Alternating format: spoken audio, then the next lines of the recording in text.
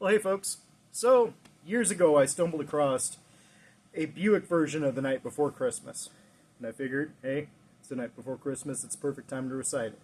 So here we go. I don't know where it came from, don't know who wrote it, but here we go.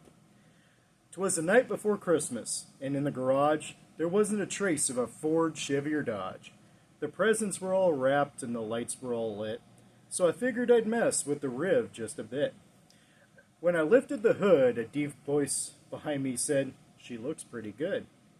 Well, as you can imagine, I turned mighty quick, and to my surprise, by the workbench was old St. Nick. We stood there a bit, not too sure what to say, and then he said, "I don't suppose you trade for my sleigh." I said, "No way, Santa," and I started to grin, "but if you got the time, we could go for a spin."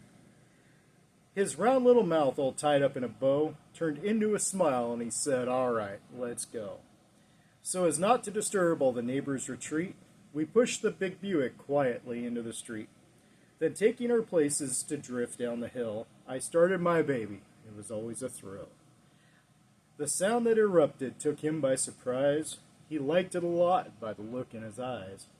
With tires a-crying and headers aglow, we headed on out to where big cruisers go.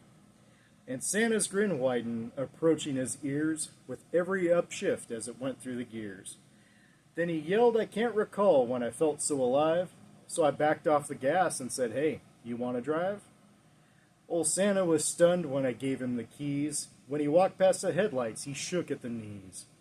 Then the big block erupted with that Flowmaster sound. When Santa stomped on the gas, the tires shook the ground.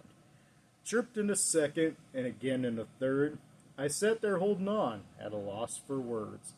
Then I heard him exclaim as he blasted from sight, "Merry Christmas to all, it's been a hell of a night." Merry Christmas, everybody.